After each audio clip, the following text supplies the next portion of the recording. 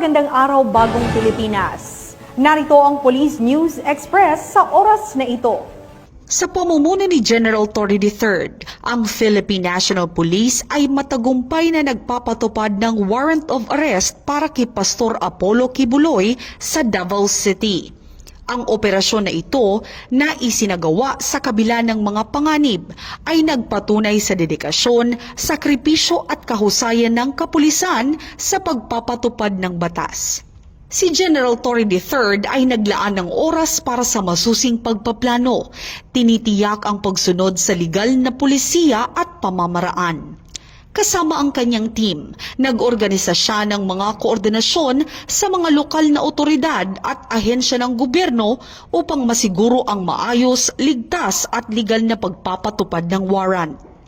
Ang kanyang openness sa pagtanggap ng feedback at mabilis na pagsasaayos ng estratehiya ay nakatulong sa tagumpay ng operasyon.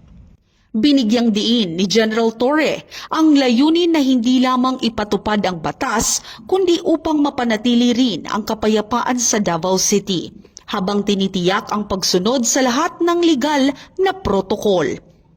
Ang kanyang pamumuno at pagsisikap ay kinilala ng iba't ibang sektor na pumuri sa kanyang profesionalismo at sakripisyo.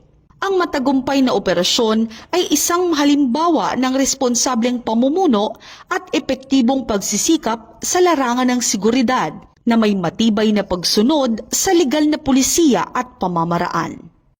At para sa iba pang napapanahong balitang pampulisya, laging tumutok sa Police News Network, alagad ng batas, tagataguyod ng balitang pulis. Ako po si Patrolwoman Melanie Mapa, nagbabalita para sa Police News Express.